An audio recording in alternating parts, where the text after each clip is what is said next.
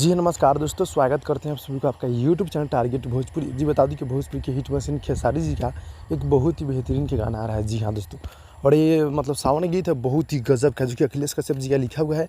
और गाने की हम बात कर ले तो बना दी अंबानी ए बाबा। जी हाँ दोस्तों, गाने का टाइटल है बना दी अंबानी ए बाबा, जो कि खेसारी लाल यादव जी और शिल्पी राज इस सॉन्ग को मिल के पूरा किए हैं। जी हाँ दोस्तों, और गीत को लिखे अखिलेश कश्यप जी, म्यूजिक है रोशन सिंह जी के, काफ़ी गजब के म्यूजिक देते रहते हैं। और गीत की बात करो तो ये हिट गाना है, जो कि अखिलेश कश्यप जी का लिखा हुआ है।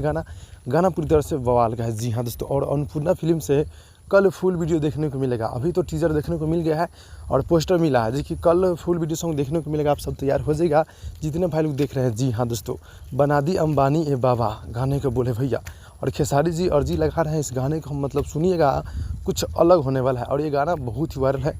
आप लोग इस गाने को सपोर्ट कीजिए, ढेर सारा आशीर्वाद दीजिए। जी हाँ दोस्तों, चैनल पर नए, चैनल को सब्सक्राइब कर दीजिएगा। मिलते हैं अगले वीडियो में, तब तक के लिए धन्यवाद दोस्तों।